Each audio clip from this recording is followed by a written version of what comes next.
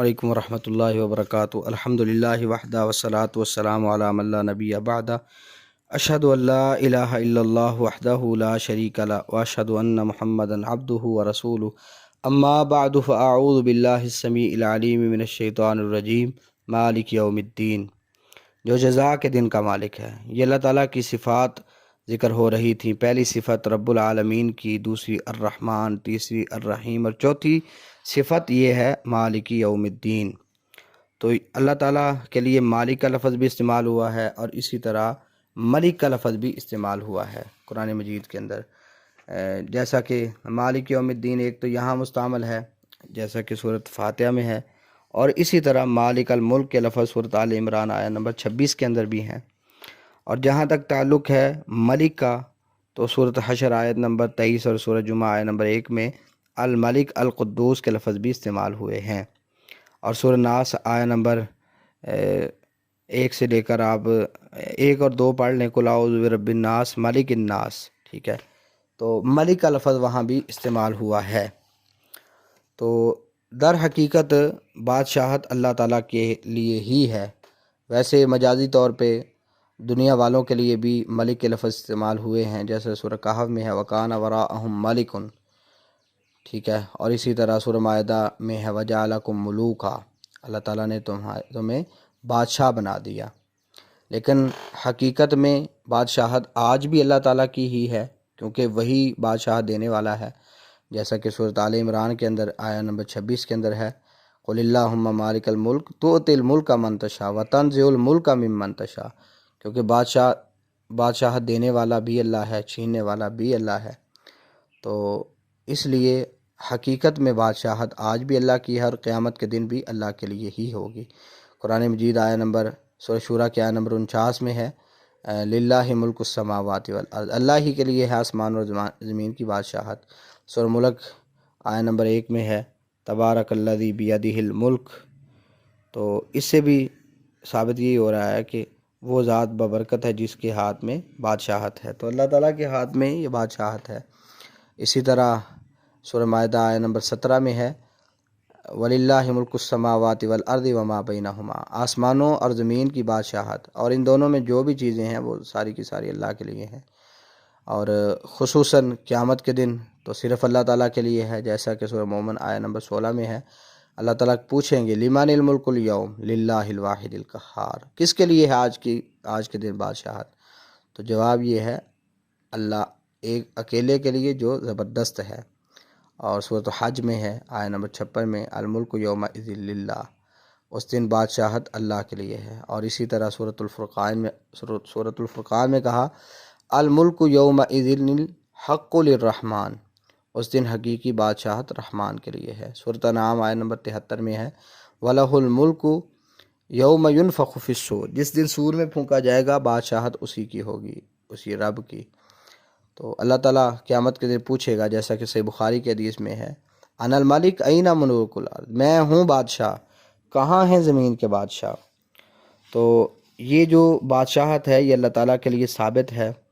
باقی یوم الدین سے مراد قیامت کا دن ہے، اور یہ لفظ قرآن مجید میں کئی جگہوں پر مستعمل ہے، جیسا کہ سورہ فاتحہ آیت نمبر 4 کے اندر، سورۃ الحجر ہے آیت نمبر 35 کے اندر، اور سورۃ الشعراء آیت نمبر 82 کے اندر، سورۃ الصافات آیت نمبر 78 کے اندر، اور اسی طرح سے سورۃ الذاریات آیت نمبر 12 سے، سورۃ الواقعہ آیت نمبر 56 میں، اور سورۃ المعارج آیت نمبر 26 کے اندر، سورۃ المدثر آیت نمبر 46 کے اندر، اور سورۃ الانفطار پڑھیں 15، 17 اور 18 نمبر آیات میں یہ لفظ مستعمل ہے۔ اسی طرح سورۃ المطففین میں بھی ٹھیک ہے استعمال ہوا ہے آیت نمبر 11 میں۔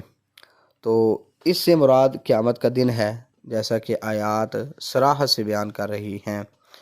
تو یہ جو دین ہے، دین کا معنی جزا کیا گیا، بدلہ کیا گیا۔ دین کے ویسے کئی معنی مستعمل ہیں۔ ایک معنی تو دین کا ہوتا ہے ملت اور مذہب، مراد شریعت ہے، جیسا کہ قرآن مجید کے اندر ہی ہے سورۃ البقرہ آپ پڑھیں، اس میں اللہ تعالیٰ فرماتے ہیں کہ ابراہیم نے اپنے بیٹوں کو نصیحت کی، اور یعقوب نے بھی، کیا کہا، ان اللہ اصطفیٰ لکم الدین فلا تموتن الا وانتم مسلمون، اللہ نے تمہارے لیے دین کو چن لیا ہے، پسند کیا ہے، تو اس سے مراد ملت اور شریعت ہے۔ اسی طرح سورہ بقرہ آیہ نمبر 256 کے اندر لا اکراہ فی الدین کا بھی یہی مفہوم ہے، اور آل عمران آیہ نمبر 19 کے اندر ان الدین عند اللہ الاسلام، اس سے مراد بھی یہی شریعت اور ملت ہے۔ اور آل عمران آیہ نمبر 85 کے اندر ہے وَمَن يَبْتَغِ غَيْرَ الْإِسْلَامِ دِينًا فَلَن يُقْبَلَ مِنْهُ، تو جو اسلام کے علاوہ دین اور شریعت پسند کرتا ہے یا تلاش کرتا ہے اس کا قبول نہیں کیا جائے گا۔ یہی مفہوم سورۃ المائدہ میں وَرَضِيتُ لَكُمُ الْإِسْلَامَ دِينًا آیہ نمبر 3 کے اندر ہے، سورۃ توبہ آیہ نمبر 33، سورۃ الفتح آیہ نمبر 28 کے اندر، سورۃ الصف آیہ نمبر 9 کے اندر هُوَ الَّذِي أَرْسَلَ رَسُولَهُ بِالْهُدَى وَدِينِ الْحَقِّ، اس سے بھی یہی مراد ہے، اور یہی بات دین القیم کے لفظ کے ساتھ بھی ذالک الدین القیم، سورۃ توبہ آیہ نمبر 36 کے اندر، سورۃ یوسف آیہ نمبر 40 کے اندر، سورۃ الروم آیہ نمبر 30 کے اندر، اور سورۃ توبہ آیہ نمبر 33 کے اندر، سورۃ الفتح 28 اور سورۃ الصف 9، یہ تینوں آیات میں لیظہرہ علی الدین کلہ کے لفظ استعمال ہوئے ہیں جو اسی معنی میں ہیں۔ اور اسی طرح یہ فیصلے کے بارے میں، شرعی حکم کے بارے میں اور قانون کے بارے میں بھی مستعمل ہے، جیسا کہ سورہ نور آیہ نمبر 2 کے اندر ہے وَلَا تَأْخُذْكُمْ بِهِمَا رَأْفَةٌ فِي دِينِ اللَّهِ، تو یہ دین اللہ سے مراد اللہ کا فیصلہ اور اللہ کا حکم ہے۔ اور اسی طرح کا لفظ سورہ یوسف آیہ نمبر 76 میں مستعمل ہے مَا كَانَ لِيَأْخُذَ أَخَاهُ فِي دِينِ الْمَلِكِ، تو یہ دین الملک سے مراد بادشاہ کا فیصلہ اور قانون ہے۔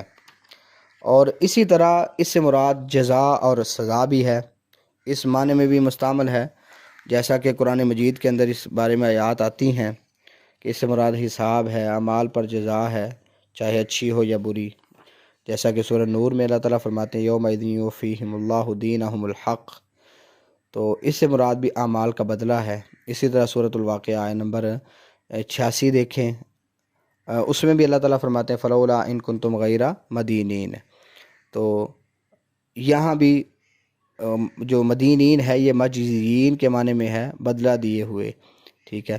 اور کفار کے والے سے اللہ تعالیٰ نے ان کا قول ذکر کیا سورہ صافات آیہ نمبر 53 میں کہ انہوں نے کہا اذا متنا وکننا ترابا وعظاما ائنا لمدینون، جب ہم مر جائیں گے، مٹی اور ہڈیاں بن جائیں گے تو ہمیں بدلہ دیا جائے گا۔ اور یہی بات سورہ زاریات آیہ نمبر 6 میں ہے وَإِنَّ الدِّينَ لَوَاقِعٌ، دین واقع ہونے والا ہے، مراد اعمال پر جزا، ٹھیک ہے۔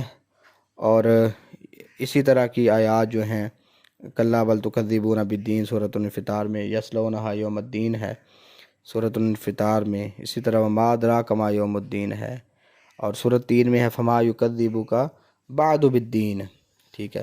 تو یہاں سارے اسی معنی میں مستعمل ہیں۔ مزید یہ کہ مکمل عبودیت پر بھی یعنی یہ لفظ بول دیا جاتا ہے، جیسا کہ قرآن مجید میں فَاعْبُدِ اللَّهَ مُخْلِصًا لَهُ الدِّينَ، اللہ کے لیے دین کو خالص کرتے ہوئے اللہ کی عبادت کرو۔ تو یہ اس آیت میں ہمیں آخرت کا یقین دلایا گیا اور آخرت کی فکر کرنے کی تلقین کی گئی ہے کہ اس دن بدلہ دیا جائے گا۔ اس کو مد نظر رکھتے ہوئے ہمیں دنیا میں اپنے اعمال کی فکر کرنی چاہیے، کسی پہ ظلم نہیں کرنا چاہیے کہ قیامت کے دن اللہ تعالیٰ فیصلہ کریں گے۔ آج تو کوئی اور بھی فیصلہ کرنے والے ہیں جو ہمیں بچا بھی سکتے ہیں، ہمارے لیے سہولت بھی کر سکتے ہیں، لیکن وہ دن والامر یومئذ للہ، اس دن تو سارا معاملہ اللہ کے ہاتھ میں ہوگا، تو اس کی فکر ہمیں کرنی چاہیے۔ اللہ سے دعا ہے اللہ تعالیٰ ہمیں آخرت کی فکر کرنے کی توفیق عطا فرمائے اور ہمارے لیے آسانیوں کے معاملے فرمائے۔ السلام علیکم ورحمۃ اللہ وبرکاتہ۔